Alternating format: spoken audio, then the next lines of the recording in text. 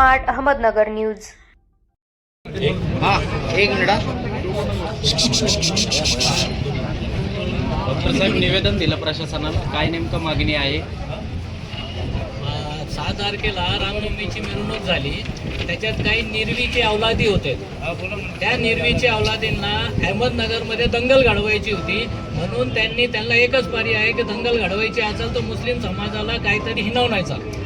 त्यांनी हद पार केली. त्यांनी मुस्लिम समाजाचं सगळ्यात पवित्र स्थान मक्का आणि मदिना शरीफ याची विटंबना केल्यामुळं सर्व मुस्लिम समाजाचे सर्व लोक आज कोतवाली पोलीस स्टेशनमध्ये तक्रार द्यायला आले होते.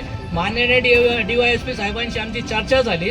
काहीतरी हायकोर्टाचा सुप्रीम कोर्टाचा सायटेशन आहे, त्यामुळं त्यांनी आम्हाला आमचं तक्रारी घेतली आणि त्यांनी सांगितलं का उद्या संध्याकाळपर्यंत संबंधित निर्वीचे अवलादी जो होते त्यांच्यावर गुन्हा दाखल करण्यात येणार आहे.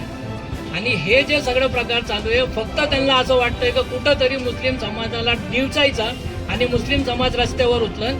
तर त्यांना आम्ही सांगू इच्छितो की मुस्लिम समाज आता यानं हुशार झाला आहे. मुस्लिम समाज हुशार झाला आहे. कधी रस्त्यावर उतरायचं आणि कधी उतरायचं नाही हे त्यांना माहीत आहे. ज्या दिवशी उतरायचं असेल त्या दिवशी इतक्या संख्येने उतरणार रस्त्यावर का तुम्हाला फक्त मुस्लिम समाज आणि मुस्लिम समाज आणि दाड्या आणि टोप्यावालेच रस्त्यावर दिसणार आहे. एका रामनवमी मिरवणुकीमध्ये जी दुर्दैवी घटना आणि जी घडायला नाही पाहिजे होती अशी जी घटना घडलेली आहे, त्या घटनेचा निषेध नोंदवण्यासाठी आम्ही एक प्रातिनिधिक स्वरूपात समस्त मुस्लिम समाज इथून आलेलो आहे. कारण सर्व मुस्लिम समाजाला आम्ही निरोप दिला नव्हता.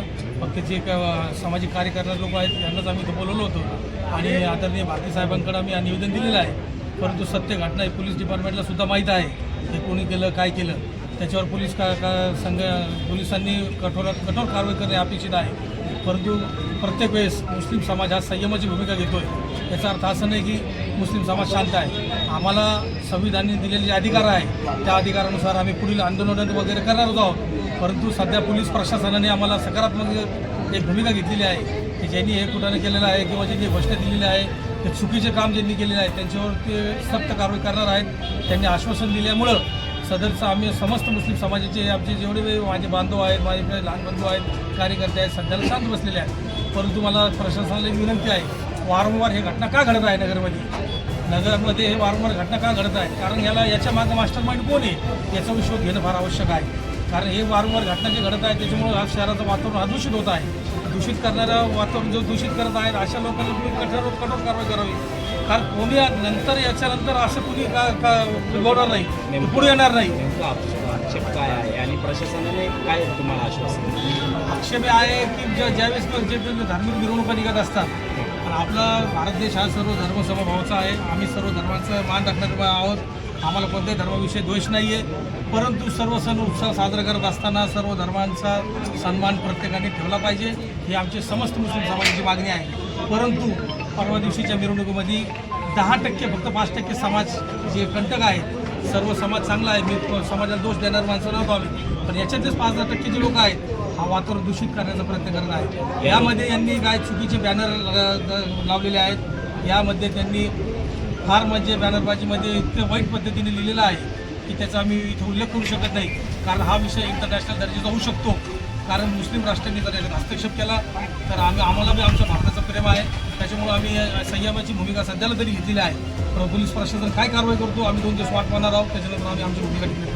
संबंधित जे तरुण आहे त्यांच्यावर तुम्ही ॲक्शन केलेलं आहे, त्यांना राजकीय पाठबळ आहे असं तुम्ही आरोप करताय. कोण आहे राजकीय नेते? खासदार प्रशासनाचं काम आहे. कोण आहे? आरोप केला नेमकं कोण आहे? आरोप म्हणजे कसं आहे, जर कुणी असेल त्याच्यावर कारवाई 100% होणार आहे. आम्हीच नाव घ्यायला मग आम्हीच पोलीस डिपार्टमेंट होऊ शकतो ना. पण आम्हाला ते करायचं नाही. प्रशासनाचं काम आहे ते. प्रशासन त्याच्या 100% कारवाई करणार त्यांच्यावर. प्रशासन त्याचा शोध करणार ते आमचं काम आहे. प्रशासन शोध करणार. आम्हाला अपेक्षा आहे, आम्हाला संविधानावर पूर्ण विश्वास आहे, त्याच्यावर कठोर कारवाई होईल असं आम्हाला वाटतं. आम्हाला अपेक्षा आहे. एक मिनिट त्यांचं होतं पण तुम्ही बोला. एक अल्तमश भाई या